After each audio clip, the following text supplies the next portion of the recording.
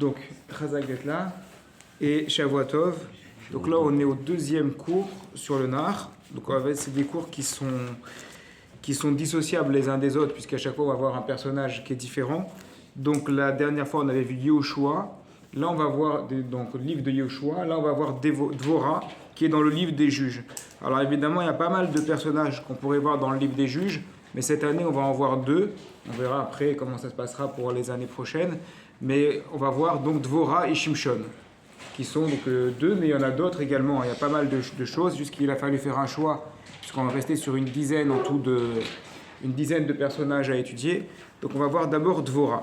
Excusez-moi, oui. Les juges, c'est Shoftim. Shoftim, dans le Sefer Shoftim. Juste, je vais rappeler, avant de parler de Dvorah et du contexte de Shoftim, la méthodologie, comment on travaille. On va s'appuyer à la base sur les psukim, sur les versets, mais l'objectif, ça va être aussi de trouver quelle est la lecture des Rachamim. Donc on n'est pas chrétien, donc on ne va pas utiliser le texte pour le texte, on a le texte avec l'interprétation des Rachamim. Et ça, c'est quelque chose qui est fondamental. Donc le Midrash, la Gemara et les commentateurs sur le texte. Donc l'un n'exclut pas l'autre, les deux sont complémentaires. L'époque des juges, l'époque de Shoftim, c'est celle qui succède à Yehoshua. Donc les Bnei Israël sont déjà installés en Eretz Israël. Il y a une grande partie des territoires qui ont été conquis, mais il reste encore pas mal de territoires qui n'ont pas été conquis et des Cananéens qui sont ici et là. Et il va y avoir pas mal de guerres à cette période-là, des guerres avec les Cananéens et des guerres avec les Philistins qui sont donc frontaliers à Eretz Israël, ce qu'on appellerait aujourd'hui à peu près la bande de Gaza, dans ce niveau-là. Et dans le Sefer Shoftim, c'est très simple. À partir du moment où les Bnei Israël faiblissent dans leur pratique de la Torah et des mitzvot, ils ont systématiquement une attaque qui va venir des peuplades environnantes. Donc, c'est évidemment voulu par Akadosh Baruch Hu pour leur faire un choc et leur dire maintenant il faut pratiquer donc la Torah. C'est dans ce contexte-là qu'il va y avoir donc un asservissement des Bnei Israël pendant un moment et on va se lever à chaque fois un juge différent, ce qu'on appelle le juge. C'est pas comme aujourd'hui. On va parler un peu de ça. Qu'est-ce qu'on appelle le juge vraiment? Quelle était Dvorah? En quoi elle était juge ou pas juge?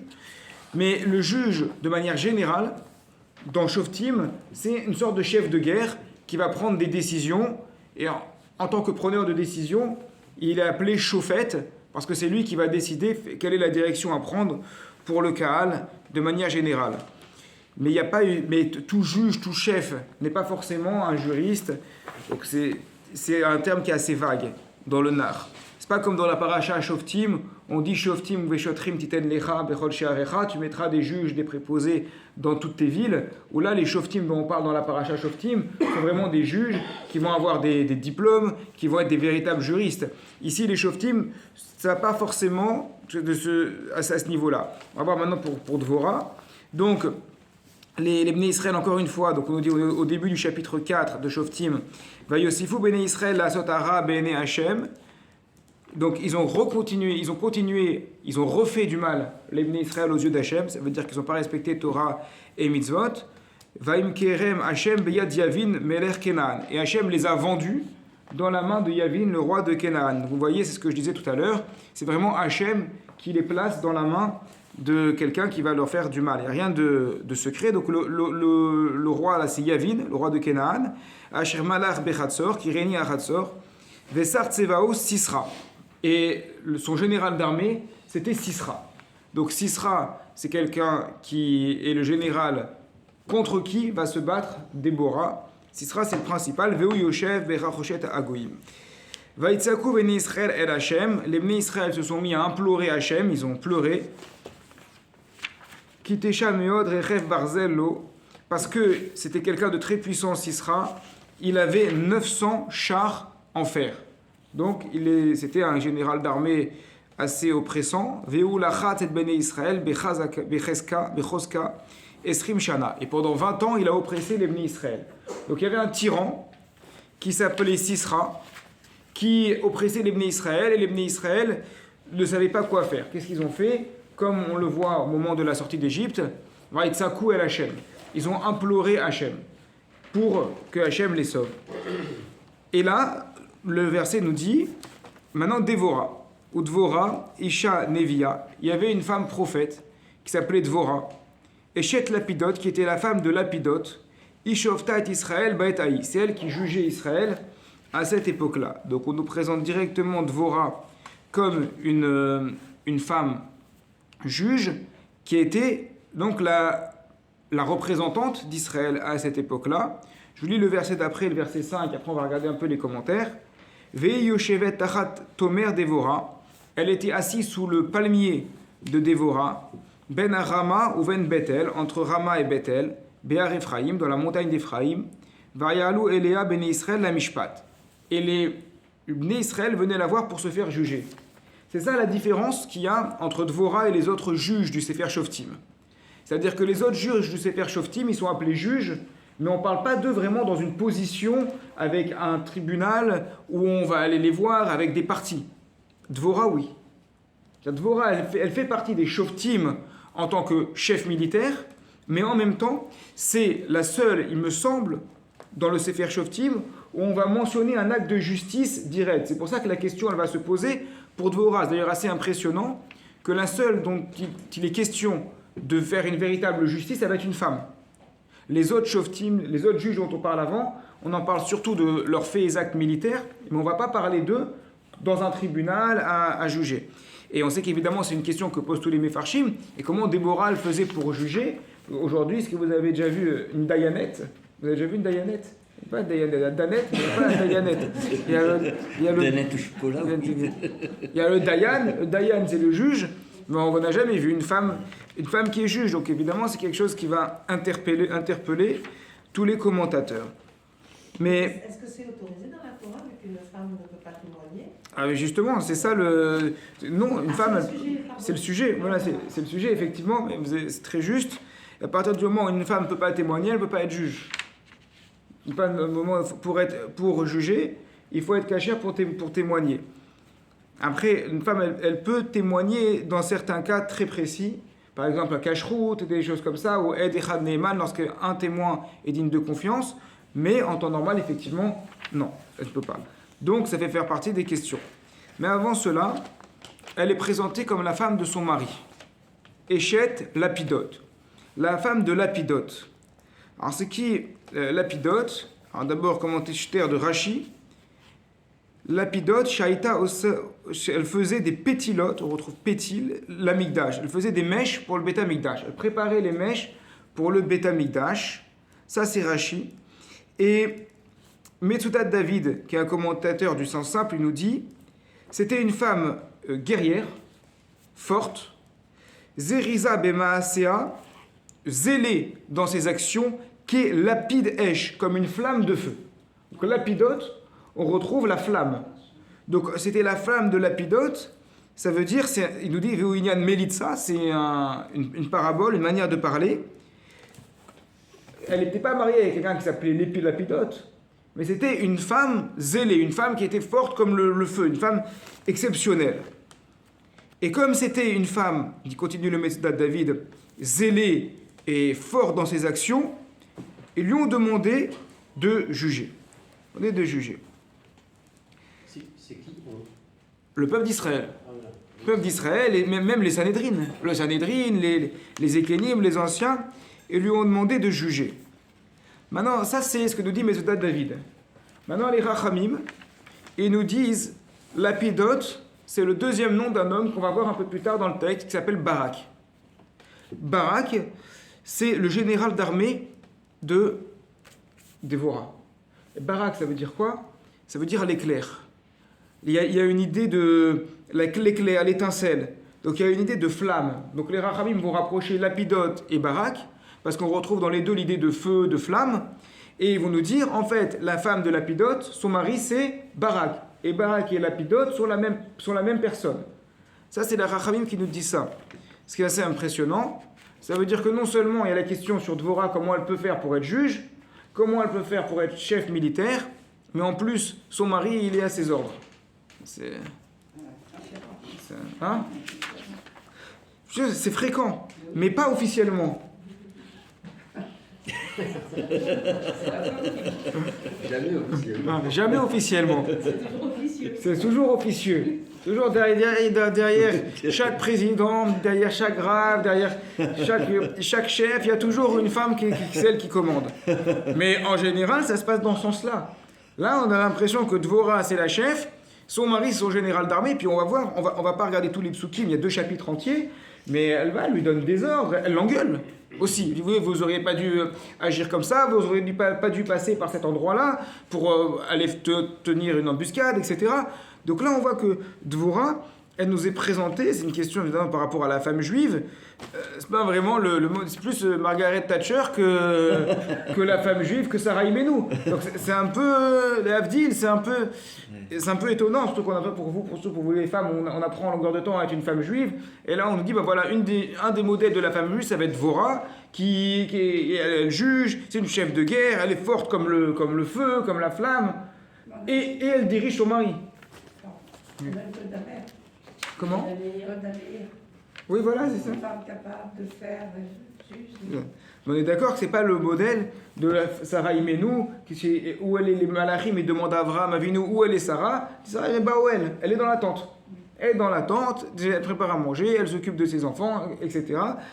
Et là, on a un modèle qui est complètement différent.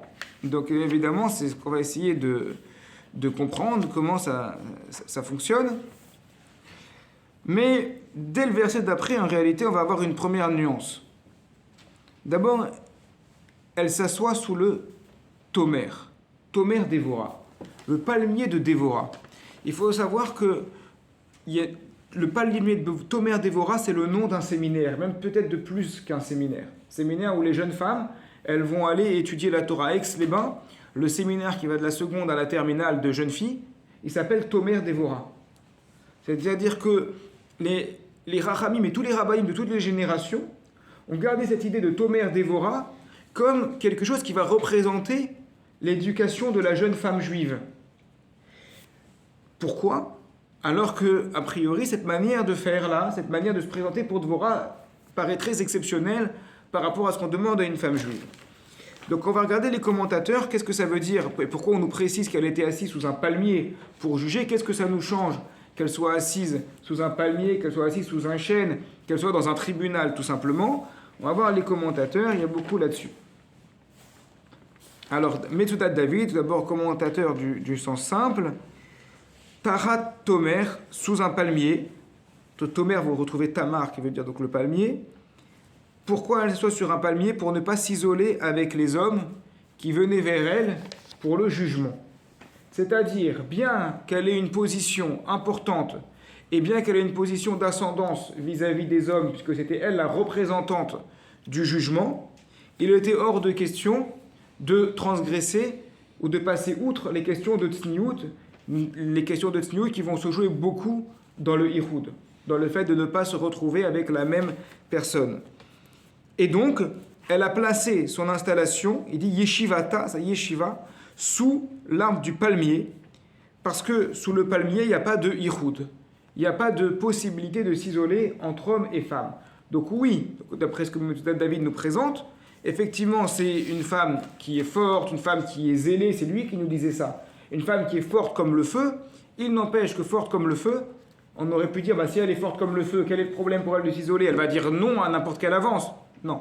La halakha, c'est la halakha, et on doit rester dans cela. Donc en cela, Dvorah, elle représente la femme juive aussi, qui ne s'isole pas et qui va respecter la tzniout. Excusez-moi, je pense que c'est pas seulement pour le fait qu'elle dirait non à n'importe quelle avance, mais elle ferait fauter un homme qui aurait une idée d'avance. Oui, tout à fait, dans les deux sens, dans les deux objectifs de complètement. Non seulement sa situation à elle, mais le fait qu'elle ne doit pas non plus provoquer. Complètement. Maintenant, il y a une question qui se pose aussi, c'est pourquoi on va faire ça juste à cette époque-là ? Pourquoi juste à cette époque on a besoin d'une femme qui va juger ? Et la femme, d'abord, c'est quoi la différence entre la femme et l'homme par rapport au pouvoir ? Alors il y a des exceptions. Golda Meir, Margaret Thatcher, on a vu des femmes qui sont des femmes hommes, un peu. Effectivement, ça existe. Dans la manière de faire. Hein? La reine d'Angleterre. La reine d'Angleterre, c'est pas exactement pareil. C'est vrai qu'elle a même pas Elle n'a pas une position vraiment de dirigeante. Un symbole, là. Hein. C'est plus un symbole. Et puis, au contraire, je dirais même, la reine d'Angleterre, c'est un modèle de vraiment de. Elle va pas se mettre elle va pas se mettre en avant quand il faut pas se mettre en avant. Il va y avoir des gens qui vont se mettre en avant à sa place. Et regardez même comment elle s'habille. Baouchaba. Il y avait la Kaena aussi, la reine berbère. Oui, il y a pas mal d'exemples. Il y a pas mal d'exemples comme ça dans ce sens-là. Et regardez un homme par rapport à une femme. Est-ce qu'une femme a l'obligation de mettre une kippa? Est-ce qu'une... Hein? Qui c'est qui m'a dit oui? Non. Une femme n'a pas d'obligation de mettre de kippa. Une femme, elle doit se couvrir la tête quand elle est mariée. Quand elle n'est pas mariée, elle n'a pas d'obligation de se couvrir la tête. Pourquoi? Parce qu'un homme, par nature, il va plus chercher à lever la tête et à montrer un peu d'orgueil, à vouloir se mettre en avant. Une femme, par nature, elle va avoir plus d'essence et elle va moins chercher à se mettre en avant, à écraser les autres. La femme n'a pas besoin d'une kippa. Elle sait qu'il y a Kadosh Baruch Hu au-dessus de sa tête. Un homme, il a tendance à bomber le torse, à lever la tête. C'est pour ça qu'il y a une halakha dans le Shulchan Aruch qui dit que lorsqu'on marche, pour les hommes, on doit faire attention à ne pas marcher bekoma zekufa, avec une manière de marcher un peu orgueilleuse. On doit faire attention, on doit un peu baisser les yeux, on doit marcher d'une manière humble. Et il faut le rappeler. Il faut rappeler cette chose-là. Donc, peut-être que Dvorah, elle n'a pas cet enjeu-là de chercher à être au-dessus. C'est vrai qu'elle va donner des ordres à son mari. Ah, Madame Teboul. Dvorah, mais pas comme vous. Elle lui donne clairement, si on dit que Barak c'est Lapidote, c'est la même personne, elle va directement lui donner des ordres en tant que général d'armée. Son mari, c'est son général d'armée. Elle n'est pas derrière à la maison à lui dire qu'est-ce qu'il faut faire. Elle est devant au champ de bataille et elle lui dit clairement devant tout le monde ce qu'il faut faire. C'est pas une femme de rabbin. Donc, on va avancer un peu. Il y a des midrashim qui sont contradictoires par rapport au fait que ce soit une femme qui soit dans cette position-là. Donc je vais vous lire deux midrashim qui sont les deux dans le Yalkut Shimoni, mais qui ne vont pas dans le même sens. Premier midrash, Rabbi Berachia dit 4 choses. Oy lechai shetzarich lemet, malheur au vivant qui a besoin des morts. C'est-à-dire, si on est vivant, on peut faire la tfila par nous-mêmes, on n'a pas besoin de demander aux morts d'intercéder pour nous. Si on a besoin, ça veut dire qu'on est dans une très mauvaise situation. Oy li gibor shetzarich les roches, malheur au puissant qui a besoin d'une tête, qui a besoin d'être dirigé. Oy les pikéar shetzarich les souma, malheur à celui qui voit et qui a besoin d'un aveugle pour le diriger. Oy les dor chez Isha manigato. Et malheur à une génération qui est dirigée par une femme. Vous entendez ce que dit le Midrash? Oui, tout à fait. Mais ce Midrash, il parle sur quoi? Il parle de Dvorah. Donc, c'est-à-dire le texte, les psukim, ils nous disent que Dvorah était là, que c'était une prophétesse. Donc, c'était avec l'aval d'Akadosh Baruch Hu. Et malgré tout, on nous dit malheur à une génération qui est dirigée par une femme. Ça, c'est un premier Midrash. Un deuxième Midrash qui va nous dire un peu l'inverse. Il va falloir essayer de comprendre comment on peut gérer ces deux Midrashim. Mativa shel Dvorah. Quelle est la nature de Dvorah? Pourquoi Shenit ba'et al Israël veshafta otam? Comment elle a pu les juger et prophétiser sur eux? Et pourtant, Pinchas ben Elazar était là. Il faut savoir que Pinchas, dont on parle dans la paracha du même nom, d'après nos Rachamim, va vivre extrêmement longtemps, si bien qu'il va même se confondre avec Eliyahu Hanavi. Donc il va vivre des centaines d'années. Lorsqu'Akadosh Baruch Hu, il le remercie en lui donnant une alliance de shalom, une des récompenses, vont dire les Rachamim, ça va être de vivre longtemps. Donc il va avoir une vie extrêmement longue. Maintenant, si Pinchas est vivant, pourquoi Dvorah va devenir chef d'Israël? On aurait pu nommer Pinchas chef d'Israël. Il y a plusieurs réponses d'après le Pshat. Je vais vous dire la réponse du Midrash.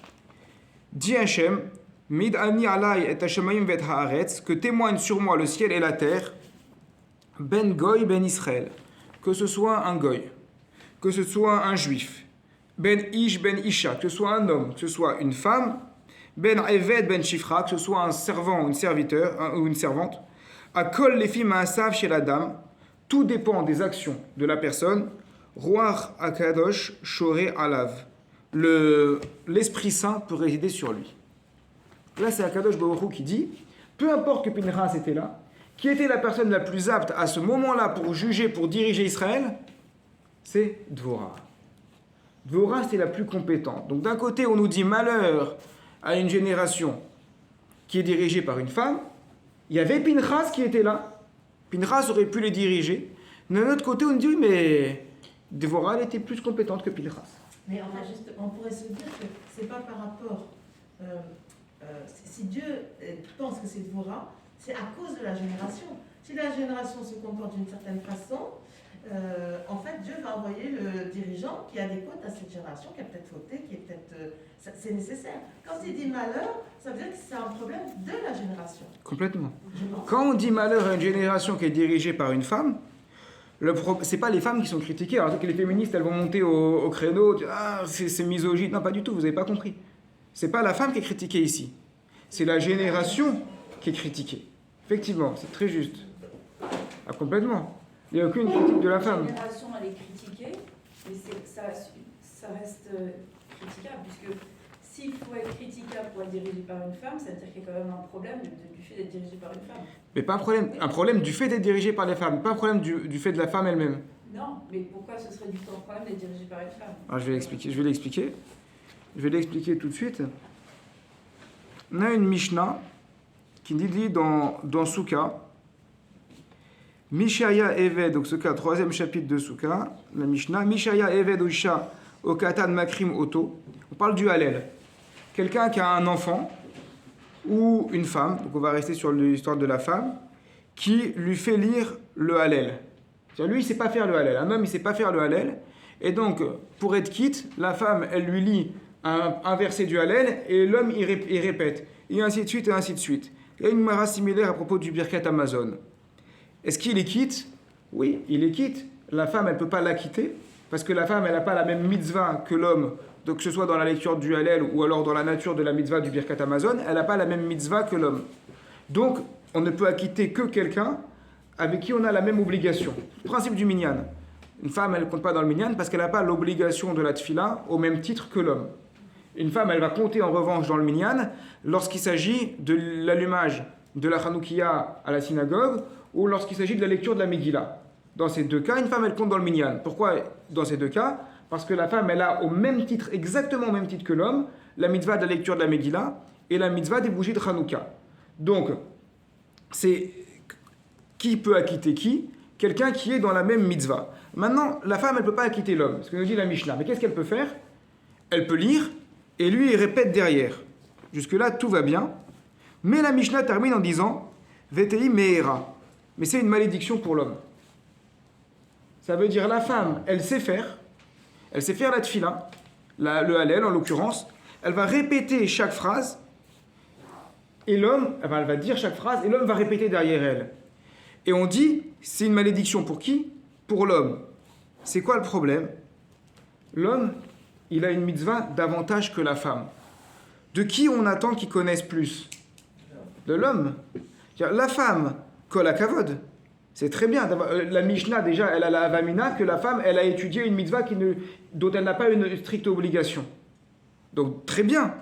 Mais, à partir du moment où l'homme, il a l'obligation de faire, c'est pas normal que ce soit une femme qui lui fasse.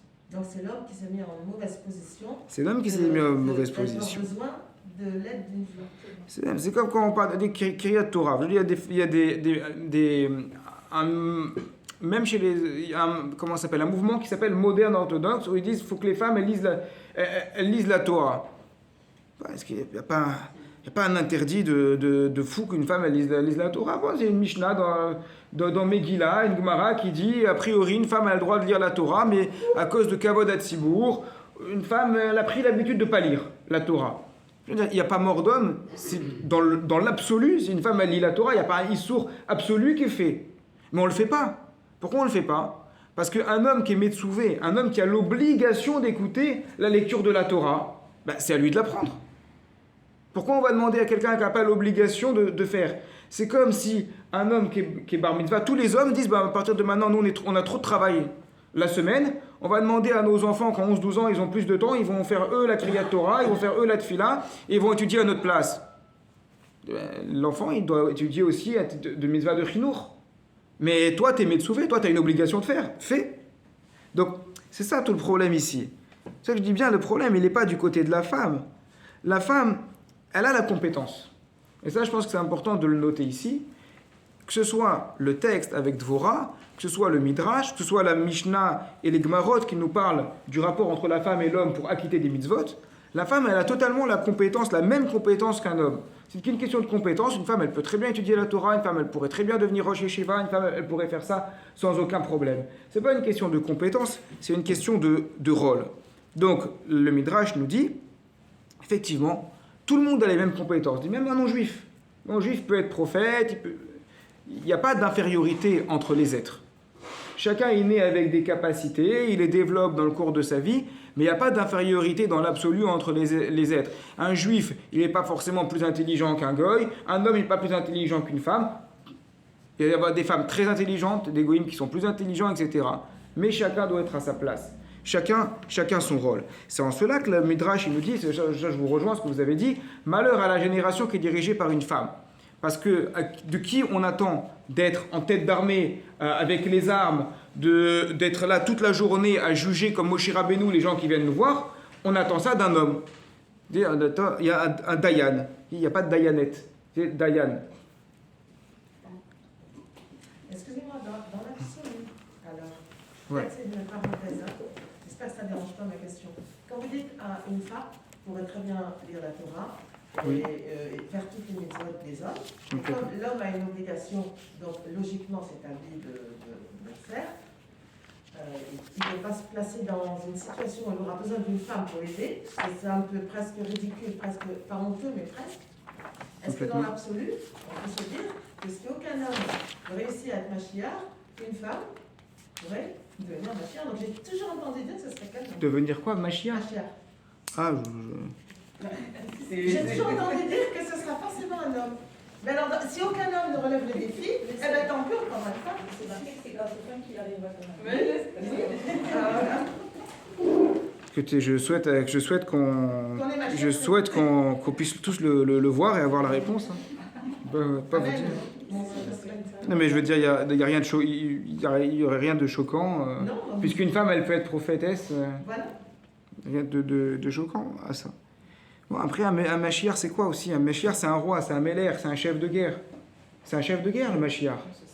On entend ça de plus d'un homme que d'une femme. Et ça, je vais revenir là-dessus, sur l'histoire de la guerre. Il y a un pasouk qui nous dit dans le Parashat Shoftim, Som tasim alecha meler, asher ivra Hashem elokecha bo. Tu dois placer un roi qu'Hachem a choisi, mikerev arecha, de parmi tes frères. Tassim alecha meler, tu mettras un roi, et tu ne pourras pas mettre Ishnochi, un étranger, qui ne fait pas partie de tes frères. Donc ça, c'est ce pasouk-là, Tedvav.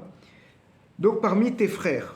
Parmi tes frères, on est au masculin, et il va y avoir une dracha dans la Gemara qui dit qu'on exclut les femmes. C'est-à-dire que pour être Meler, il faut être un homme. Ça répond un peu à votre question aussi. Si le Mashiach est indigne de Meler, effectivement, ça ne pourra pas être une femme. Donc ça répond clairement. Le Rambam, il dit, à partir de là, il dit clairement, En ma'amidim isha bemalchut, donc on est au premier chapitre de Ilchot Melachim à l'Alacha 5, on ne place pas une femme dans la royauté, comme il est dit, Meler, velo malka, un roi, pas une reine. Et ainsi, nous dit, tout poste de pouvoir, on ne place que un homme sur les postes de pouvoir. Donc ça inclut le juge, ça inclut pas mal de choses. Dans les synagogues, aujourd'hui, il y a des femmes présidents. Je sais qu'à l'époque, avant que ça se fasse, ça avait fait un gros débat. Qu'est-ce qu'on appelle un poste de pouvoir? Donc évidemment, ça va jouer là-dessus. Et évidemment, il y a une question qui se pose tout de suite sur le Rambam. Question que les Mefarshim vont poser. Il dit, mais Dvorah, elle C'était un poste de pouvoir. On a dit c'est un chauvet, c'est une juge, c'est comme un méler. Le Radbaz, il va donner deux réponses. Première réponse,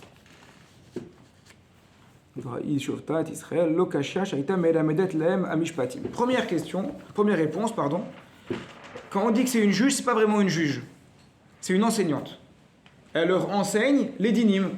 C'est comme si demain, vous avez une femme qui va donner des shurim mixtes pour hommes et femmes, dans lesquels elle enseigne la halakha. C'est permis? Normalement, non. Mais Dans l'absolu, après, ça peut toujours poser les problèmes de tsniout, etc. Dans l'absolu, c'est pas interdit. Peut-être pas... Après, il faut faire toujours attention à comment ça se passe dans une keïla, il ne faut jamais choquer la keïla, il ne faut pas être trop... essayer toujours de faire tout ce qui est permis. j'avais entendu dire Me bloquer.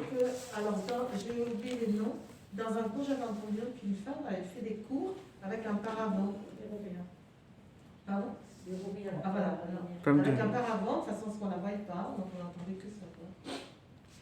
Donc, oui, évidemment, dans l'absolu, il n'y a pas de problème. Une femme, elle peut très bien donner un shiur mixte. Il n'y a pas de souci à ça. On avait une fois, à la Cannes-sur-Mer, on a fait venir Maria Chadré. Elle avait fait un shiur mixte une fois, quand elle était venue. Il n'y a pas de problème. Après, dans la position par rapport à la tsniout, de se mettre trop en avant, ça peut poser des shélotes. Chaque femme, chaque rabbinite, elle posera la shéla à son rab. A priori, dans le monde froum, c'est pas ce qui se fait. Dans le monde froum, les hommes, ils donnent des shurim, les femmes, elles donnent des shurim aussi pour les femmes. Mais bon, dans l'absolu, c'est pas interdit, quoi qu'il en soit. On peut très bien aller demander la halakha, surtout que comme on l'a bien dit, quand elle était sous le palmier, si elle était sous le palmier, c'était justement pour qu'il n'y ait pas de hiroud. Donc, c'est-à-dire qu'elle faisait attention à la tsniout, elle faisait attention qu'il n'y ait pas de rapprochement. Et puis quand on voit le texte, de toute manière, elle était très violente quand même, Dvorah. Alors après, quand elle va faire une chanson, quand elle a gagné la guerre contre Sisra, dans sa chanson, elle est limite sadique. Je sais pas si vous avez le Pérec en tête, elle dit la mère de Sisra, elle croit que son fils va rentrer en étant heureux, en étant bien, elle est toute contente, mais elle ne sait pas qu'en fait il s'est fait couper la tête. Et elle chante ça, elle est contente. Donc elle a quand même une personnalité, effectivement. Attention, Dvorah, c'est pas n'importe qui. Et je vais un peu me diriger dans ce sens-là. On peut pas tirer un klal, on peut pas tirer un principe général pour toutes les femmes de Dvorah. Il y a quand même quelque chose de particulier.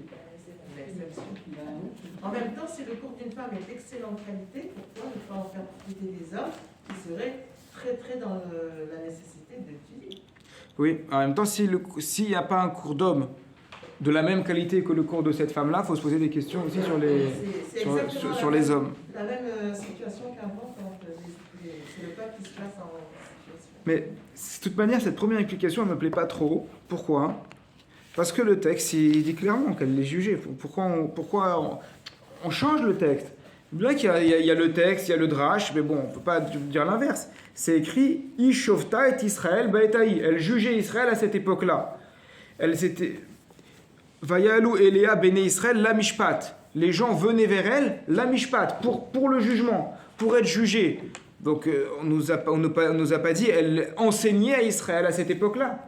On parle clairement de jugement. Donc cette explication, elle nous permet d'enlever tous les problèmes de halakha, mais elle n'est pas très pertinente. Il y en a une autre, c'est pour ça peut-être qu'il en donne une deuxième juste derrière, qui nous dit Alpi Adibur Aya. C'était d'après la parole d'Hachem. En tant que prophétesse, c'est pas elle qui parle, c'est pas elle qui juge.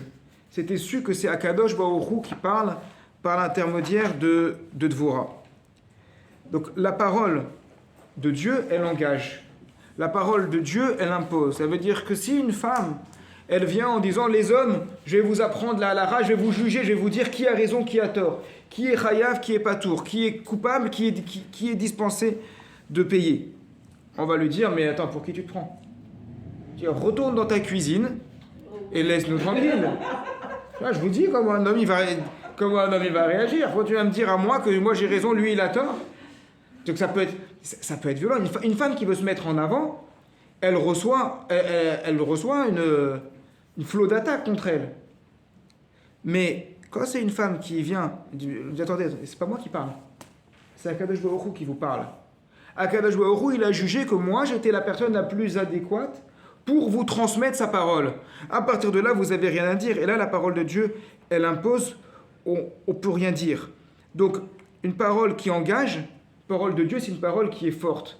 Et c'est quoi la différence entre un homme ou une femme dans sa manière de trancher la halakha? Ce n'est pas une manière de compétence, c'est une manière de s'imposer. Et d'ailleurs, même un bon rave, ce n'est pas forcément celui qui a la parole la plus intéressante, mais, je dirais un peu des fois malheureusement, mais c'est celui qui va s'imposer le plus. Celui qui va réussir vraiment à s'imposer, à faire passer les choses, à diriger son karal. Donc avoir une parole, ça c'est une caractéristique, une mida qui est masculine. Et c'est pas une mida qu'on attend d'une femme. Ah, mais si maintenant derrière c'est Akadosh Baruch Hu qui a demandé de faire ça, c'est pas une femme qui impose. C'est pas une femme qui oblige. C'est directement Hachem qui impose. Et cette idée-là, donc qu'une femme, elle ne peut pas être trop masculine, c'est pas une question de halakha. C'est une question de manière de faire. Il y a pas longtemps, il y a un jeune homme qui est à la yeshiva qui m'a raconté un shidour à lui qui a échoué. Et tout était à parler avec 3-4 personnes et il nous dit shidour, j'ai arrêté. Il dit pourquoi? Il dit parce que c'était un bonhomme. Ça veut dire quoi? Ça veut dire quoi, c'était un bonhomme? Ça veut dire, elle me dit on arrive, on se met, donc elle commence à me parler, elle me place plein de questions interrogatoires, c'était elle menait tout. J'avais pas le temps d'en placer une, je la laissais parler. Après elle me dit viens, on va là-bas. Alors, je vais avec elle là-bas. Après c'est elle qui paye, elle me dit non c'est moi qui paye. Il m'a dit elle était rien à dire, mais il m'a dit je pouvais pas. C'était un bonhomme, j'ai envie d'être moi l'homme. Une femme, c'est pas une question. Et ça veut dire que c'est assourd pour elle de faire ça dans le shidour? C'est pas assourd. Il n'y a rien d'interdit. On n'est pas dans la question qu'est-ce qui est permis, qu'est-ce qui est autorisé. La Torah, Baruch Hashem, elle ne se résume pas uniquement à qu'est-ce qui est permis, qu'est-ce qui est autorisé de faire. La Torah, il y a tout un esprit qui est derrière. Et des fois, il y a des choses qui ne sont pas interdites, mais il faut savoir comment agir. Alors après, c'est du cas par cas. Et la forme, ça joue beaucoup. Dedans, ça joue beaucoup. Alors peut-être il y a des hommes, peut-être qu'ils ont besoin d'avoir une femme qui les dirige, qui tape du poing sur la table. Peut-être. Mais ça reste quand même une exception. De manière générale, un homme, il aime bien être un homme, et une femme, elle a besoin d'être une femme. Bien que, effectivement, ça peut être interchangeable. C'est-à-dire qu'il y a sûrement beaucoup de rabbinites qui, si leur mari il est malade, elles peuvent les remplacer pour donner le chiour. Il n'y a aucun problème pour ça. Et vice-versa, ça m'arrive des fois, quand je donne des cours pour les femmes, par Zoom, des fois j'ai ma femme qui est à côté, et je lui dis, attendez, surtout quand c'est des questions sur prélèvement de la chala, des choses comme ça, attendez, je laisse ma femme, je lui laisse mon siège, je le laisse s'asseoir à ma place. Mais je me suis fait engueuler la dernière fois, parce que je ne l'avais pas prévenue à l'avance, elle m'a dit la prochaine fois tu l'as dit. Et au cours d'après, elle m'a dit je te préviens, et là je me suis pas préparé, je me suis changé, t'as pas intérêt à me dire de venir devant la caméra. Mais dans la compétence, évidemment que c'est possible, mais chacun, il doit être à sa place au bon moment. Ça c'est pour ce qui est de juger, on va parler un peu du jugement.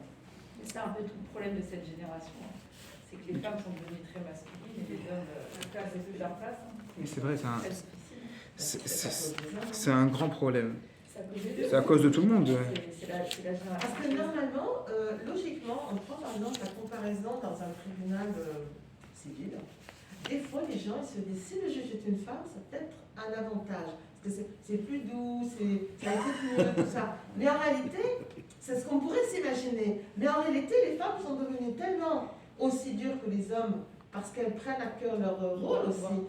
Et donc, en fait, c'est la génération qui s'est mise dans une situation où ils sont tellement tombés bas que même une femme peut les gérer, quoi. Les hommes, de notre génération, effectivement, les hommes et les femmes, il y a quelques confusions. Ça dépend de quel milieu, ça dépend où on est.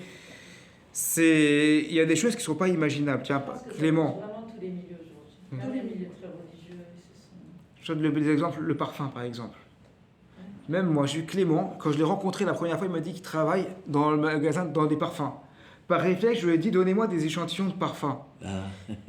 Et puis, 3 semaines après, j'ai lu dans le Rambam, Talmid Racham, il n'a pas le droit de mettre du parfum. Peut-être pas Talmid Racham, mais dans le doute, on ne va pas mettre, finalement. Ça veut dire, mais dans les générations précédentes, il n'y avait aucune avamina qu'un homme mette du parfum. Et ça ne viendrait même pas à l'idée qu'un homme il se mette du parfum. C'est-à-dire quand on prend dans la Gemara, on dit un homme il va acheter pour sa femme des bijoux, des parfums, à Yom Tov, à Chol HaMoed. On n'a pas dit une femme elle va acheter des parfums à son mari. D'ailleurs, c'est quand dans le Kitzur Shulchan Aruch, on a fait cette halakha il n'y a pas longtemps en cours. Dans le Kitzur Shulchan Aruch, c'est écrit, c'est marrant, c'est super caricatural. C'est écrit à Chol HaMoed, à Yom Tov, chacun il faut lui donner ce qui lui plaît. Les enfants, il faut leur donner des petites noix, des petites noisettes. Les femmes, il faut leur donner des bijoux et des habits. Et les hommes, il faut leur donner de la viande et du vin. Chez halakha du Kitzur Shulchan Aruch. Nous, ça nous fait rigoler aujourd'hui. Et il y a quelques nuances, mais au moins c'était clair et net. Là, Kitzur Shulchan Aruch, c'est 19e siècle. 19e siècle. 19e siècle, c'est clair et net. Une femme, c'est des bijoux et des habits. Un homme, c'est la viande et du vin. Bon, aujourd'hui, ça a plus tendance à se mélanger. Il n'y a pas si longtemps, c'était encore comme ça, parce que je me rappelle, il y a une quarantaine d'années, j'étais en fac, il y avait une fille, donc je sympathisais un peu avec elle, comme ci, comme ça, et elle me dit que pour son fiancé, son futur fiancé, elle lui a offert une serviette de toilette, du parfum et du savon. Ouais, Par réflexe, quand j'ai dit ça à mon père, il a dit bon, bah alors c'est un type qui se lave pas, il ne pue. C'était bizarre. Il se lave pas, il pue. Donc ça veut dire je veux bien me marier avec toi, mais voilà, lave-toi et parfume-toi. Sinon, on lui aurait offert, je sais pas, un portefeuille, un livre, je sais pas, mais si on lui offre du parfum, du savon. Si elle offre un portefeuille, ça peut être mal, ça peut être mal vu quand même. De la viande et du vin. Ça c'est. Voilà, la couleur, si elle offre le portefeuille, la couleur, elle est annoncée là, dès le début. Je vais avancer un peu sur la guerre. Donc on voit effectivement que Dvorah va mener des guerres. Après, on ne va pas parler de tout le monde, mais il y a Dvorah, il y a Yael aussi. Yael aussi, c'est assez violent, quoi. C'est elle qui va tuer Sisra finalement en lui plantant le pieu dans le crâne. Donc c'est quand même assez violent. Enfin, par contre, toute la victoire, elle est féminine ici. Ah, complètement. Hein. Voilà. Complètement. Et donc, on est dans le rôle du Meller ici. Le rôle du Meller, c'est le rôle de mener la guerre. Là aussi, c'est quelque chose qui est masculin. Il y a un passouk dans Shoftim encore. C'est au chapitre 22, au verset 5. Lo yecheli gever al isha. Une femme ne doit pas porter un habit, alors un keli littéralement, un ustensile masculin. Velo ilbash gever simlat isha. Et un homme, il ne doit pas s'habiller comme une femme. D'accord ? C'est interdit pour les uns comme pour les autres. Excusez-moi, là. Oui. Justement, quand on dit qu'un homme ne doit pas s'habiller comme une femme, en fait, on fait référence à quoi? Parce que quand on regarde un peu les prêtres, il y avait des robes sous les pantalons, enfin les Kohen. C'était un habit d'homme, un habit de Cohen. Ouais, mais c'était une robe aussi. Ouais, Si vous nous prenez les robes et les pantalons, il nous reste quoi? C'était un habit de Cohen. Non, c'était un habit de Cohen, un habit masculin.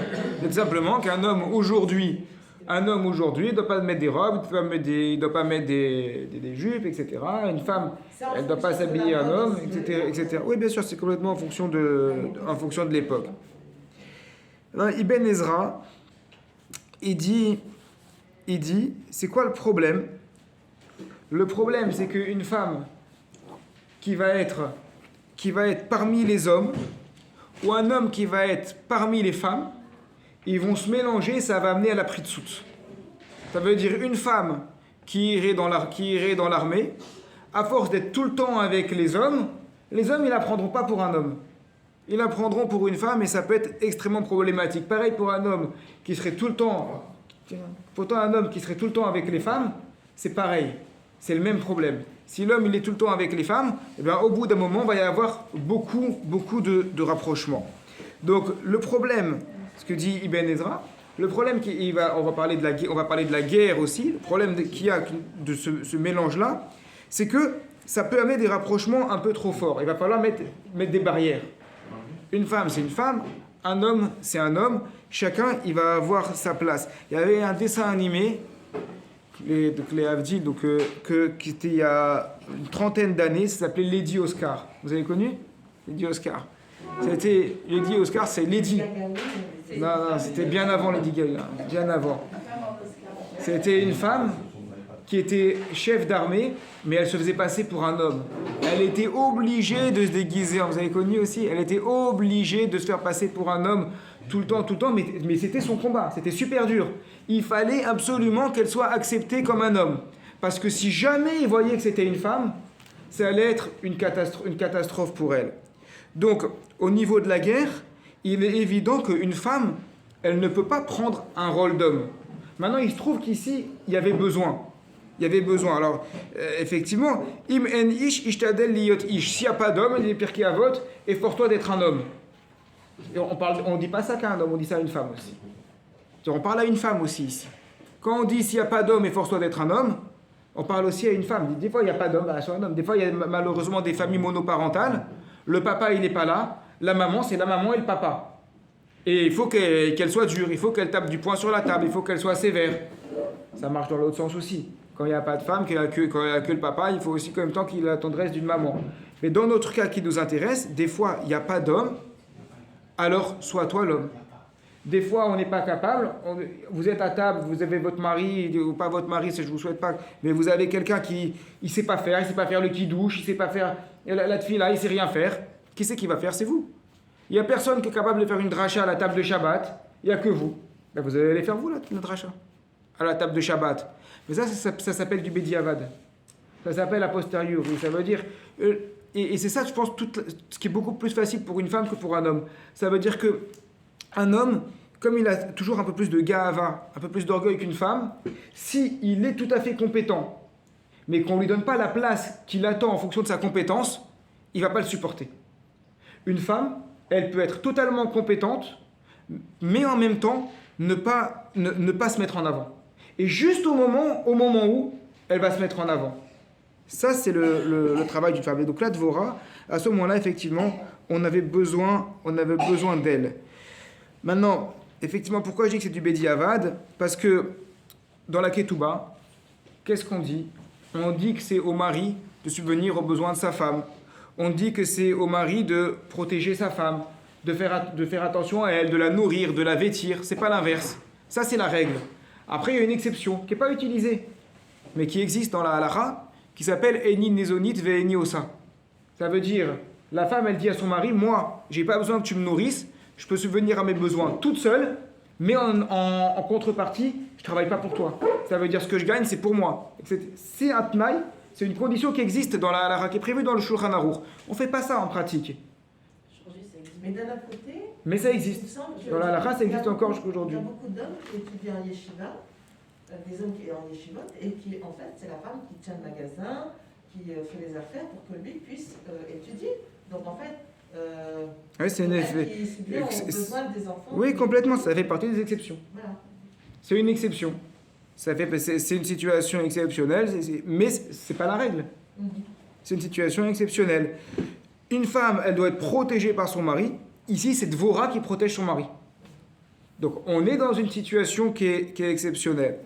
Donc, je crois de souvenir que c'est lui qui lui demande sa protection, par contre. Parce que de souvenir, en fait, Hachem, justement, les malheurs à cette génération qui a été dirigée par une femme, en fin de compte, la victoire est venue par des femmes parce que lui, il a demandé à sa femme de venir à oui, complètement. En fait, il s'est mis en rôle... mais après, ça veut dire qu'il était général, il avait déjà commencé la guerre, à un moment où il est acculé, il appelle Dvorah à la rescousse. Si on dit que Barak, c'est Lapidote. Complètement, c'est lui qui l'appelle. Il dit, écoute, je ne suis pas capable, j'ai besoin de toi ici. Donc, c'est possible, ça existe, mais ça reste quand même une exception. Vous savez, vous connaissez Nechama Leibovitz? Oui. Nechama Leibovitz, c'est la sœur de Yeshayahu Leibovitz. Elle a écrit des commentaires sur la Torah. C'était une femme qui était très orthodoxe, qui avait une bonne tête. Et donc, elle a énormément enseigné. Et donc, elle avait des enseignements qui allaient aussi bien vers les femmes que vers les hommes. Mais elle n'a jamais réussi à avoir d'enfant. Elle n'a jamais eu d'enfant. Et une fois, elle aurait dit, toute la Torah que j'ai, tout l'enseignement que j'ai fait, que j'ai donné, si j'avais pu avoir des enfants, j'aurais préféré avoir des enfants et me réaliser en tant que femme, plutôt que produire tout ce que j'ai produit en termes de Torah. Ça veut dire que, évidemment, qu'une femme, elle est capable, elle est compétente. Mais au final, une femme, elle veut être une femme. Une femme, elle veut se réaliser en tant que femme. On ne rentre pas ici dans l'intimité de Dvorah. On ne sait pas qu'est-ce qu'elle pensait. Le texte, il est assez opaque là-dessus. Mais si ça se trouve, Dvorah, elle-même, elle aurait préféré être une maman qui s'occupe de ses enfants, qui aide son mari. Mais il se trouve que Akadosh Baruch Hu lui a donné une responsabilité qu'elle devait assumer. Et lorsqu'on est une femme avec une responsabilité qu'on doit assumer, alors c'est ça. Il n'y a pas d'homme, bah sois toi l'homme. C'est toi la femme qui doit comporter comme un homme. Elle a dû sacrifier sa vie de femme pour une génération qui a besoin, Kadosh Baruch Hu a compris qu'il avait besoin de cette situation-là. Complètement. Et elle a sacrifié son rôle. Après, on ne sait pas combien de temps ça a duré, comment ça s'est passé exactement. Le texte, il est très succinct là-dessus. Mais c'est évident que ce qu'on nous présente ici avec Dvorah, c'est juste pour nous montrer que ça existe. C'est pour nous montrer qu'effectivement, une femme juive, elle a de la compétence, elle a une intelligence, elle a un poids, elle peut faire exactement la même chose qu'un homme. Il y a une reine d'ailleurs. Une excellente reine. Kahana. Hein. Shlomit Alexandra. Il y a Alexandra. C'est une très bonne reine, mais pareil, elle a pris le rôle parce qu'elle avait un mauvais mari qui est mort et que ses fils n'étaient pas en mesure de mener Israël à la Torah. Complètement. Donc elle était un homme là où il n'y en avait pas pour le faire. Complètement. Et c'est ce qui et ça, oui, des fois c'est nécessaire. Quand on a vu à Cannes-sur-Mer, on a vu une présidente pendant un moment. C'était la personne qui était la plus adéquate pour mener la communauté. D'ailleurs, elle a très bien fait. Elle faisait très bien son rôle. Mais niveau de vie famille, c'était dur. C'est difficile à gérer. Pour une femme, c'est plus difficile aussi de se mettre en avant et de prendre toutes les critiques. Parce que se mettre en avant, c'est pas que donner les shiurim et prendre la gloire pour les shiurim. Se donner en avant, c'est tout prendre dans la tête lorsqu'il y a des critiques, lorsqu'il y a des problèmes. Et derrière, avoir son mari et ses enfants qui attendent. Et souvent, les femmes ont moins les épaules de supporter la critique, il faut le dire. Parce qu'il y a un côté qui est plus sentimental, parce qu'une femme, ça pleure plus vite. Pour les hommes aussi, c'est pas facile. Hein, bien sûr. de s'en prendre tout le temps. Ça, j'imagine. Mais c'est vrai qu'une femme, elle va être plus amenée à... Effectivement, la Gemara, elle dit à un homme de faire extrêmement attention de ne pas faire pleurer sa femme. Elle dit pas à une femme de ne pas faire attention à ne pas faire pleurer son mari. Ça va plus dans ce sens-là. Donc, voilà, donc c'est évidemment une femme, elle peut faire, mais il y a un côté sentimental, c'est vrai, nature féminine qui fait que c'est quand même plus dur à supporter, mais ce qui n'a rien à voir avec la compétence, et ça reste du Bediavad. Ça reste a posteriori. Donc Dvorah, est-ce que Dvorah c'est un modèle pour toutes les femmes juives? Non. Dvorah c'est pas un modèle pour les femmes juives. C'est un modèle pour apprendre que lorsque les hommes ne sont pas capables, la femme elle doit prendre la place de l'homme. Voilà ce que Dvorah vient nous apprendre. Et elle est tout à fait capable de le faire avec tout ce que ça engage. Mais a priori c'est évident qu'une femme elle doit garder sa place et qu'un homme doit garder sa place sans qu'il y ait de jugement de valeur sur l'un ou sur l'autre. Chacun a sa place. C'est ça la Torah. C'est ça la vie juive. Voilà un peu quelques idées sur Dvorah. Si vous avez des questions, oui, moi, merci beaucoup à la rabbinite Teboul d'être venue et d'avoir participé. J'avais une question, je voulais juste, parce que vous avez commencé à parler de la nature de Dvorah, justement, sur quel, entre guillemets le mot il est fort, sur quels critères elle a été choisie et désignée comme ça. Et oui, Là, la Torah n'en parle pas du tout. Le Pshat n'en parle pas du tout, mais le Midrash, il semble nous dire qu'elle avait des compétences qui ont fait qu'elle a été choisie pour ça. Et Akadosh Baruch Hu, il choisit sur qui va faire résider sa Shrina. Après, il y a une controverse parmi les commentateurs. Qu'est-ce qui fait que quelqu'un peut être prophète? Est-ce qu'il faut qu'il soit riche? Est-ce qu'il faut qu'il soit fort? Est-ce qu'il faut qu'il ait une grande intelligence? Il y a des discussions chez les Rishonim là-dessus. Mais en tout cas, il y a des compétences particulières qu'il doit avoir. Par rapport à cette question, admettons que dans une génération, Akadosh Baruch Hu, il voit qu'aucun homme ne peut relever le défi de dirigeant. Il n'a pas les compétences. Et il faut pallier à ce manque par une femme. Il va choisir une femme qui a des compétences à la base, mais ensuite il va lui, si c'est vraiment Akadosh Baruch Hu qui donne cette mission, il va lui rajouter des capacités supplémentaires pour ce rôle, pendant ce rôle. Éventuellement. Un peu comme il a dit à Moshe, quand Moshe il dit mais pourquoi il me croirait, les bénis Israël, pourquoi il me suivrait, pourquoi moi? Et en fait, il a dit, je ferai en sorte qu'il te croie. En fait, il a rajouté des attributs qui lui ont servi à ça. Et pendant cette période-là, un laps de temps où il n'y a que elle qui a déjà des bonnes méthodes pour relever ce rôle. Oui, mais ça, il n'y a pas de différence. rajouter... Il n'y a pas de différence entre un homme et une femme là-dessus. Oui, ça veut dire quand exactement. Kadosh Baruch Hu, il choisit quelqu'un, c'est ce qu'on a vu le mois dernier avec Yoshua. Il dit Chazak Vehemat, il va le renforcer. Il dit je serai avec toi, je t'appuierai. Soit un homme ou une femme, effectivement. Kadosh Donc, en Baruch Hu, fait, il a dit. il aurait pu essayer de renforcer un homme, mais l'homme il n'y en avait aucun qui avait déjà assez d'attributs. Oui, il pour faut des pouvoir prédispositions. recevoir ce renforcement. Oui, bien sûr. Et donc, il n'y avait que Dvorah, mais il a renforcé ses compétences, je pense. C'est très juste. Et justement, le message, ce que vous disiez là, le message de la génération, de bien inquiétez-vous. Parce que si Oui. je le fais passer par une femme, c'est que vous avez un C'est problème. exactement. Vous avez- Juste avant que vous arriviez, c'est ce qu'on disait. Effectivement. Voilà pour aujourd'hui. Israël a eu des femmes soldats, les premières femmes d'une génération qui ont été capables d'être soldats dans une Et armée. d'enseigner les hommes aussi. Oui, mais c'est pas facile. Oui. C'est ce que je dis, pour une femme soldat, c'est compliqué, c'est difficile. Par difficile. les 48, Il n'y a pas qu'en Israël. Non, il n'y a pas qu'en Israël, c'est difficile. C'est très difficile pour une. c'est critiquable surtout. Oui, voilà. C'est très difficile. Ça, parfait. Une- dans les unités religieuses, les femmes, elles vont pas combattre avec les hommes. Non, c'est sûr. Unité religieuse, quand il y a des femmes, elles vont faire leur service militaire, elles vont être dans les bureaux, mais elles vont pas avoir des attributions masculines. Par contre, j'ai vu des reportages où c'est des femmes qui sont dans des unités d'élite et qui enseignent les hommes pour piloter et tout ça, sauf qu'elles ne vont pas au combat, mais elles les enseignent. Pour qu'ils puissent remonter à la fin, parce que dans le même truc où c'est marqué, enfin, dans le même verset, c'est marqué qu'on ne peut pas porter des habits d'armes, on n'a pas le droit de porter d'armes normalement. Et le but de l'armée à la base, c'était justement de ne pas aller vis-à-vis des lois de la Torah. C'est le Targum Yonatan Targum Yonatan qui traduit comme ça, qui dit une femme elle ne doit pas porter des armes, effectivement. Après, ce qui se passe d'un point de vue politique, n'est pas un argument du côté religieux. Il y a la politique, il y a l'armée, etc. Après, il y a comment ça doit se passer au niveau de la halakha, comment ça doit se passer au niveau religieux. Et même comment une femme, elle doit se sentir.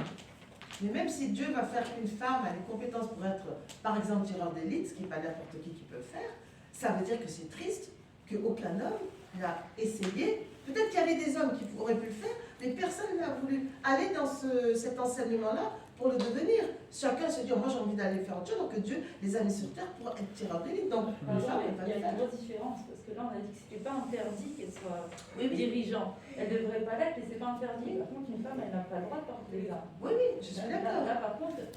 Bon, après, ça va. C'est une circonstance. C'est du cas par cas, parce qu'on voit qu'il y a elle a.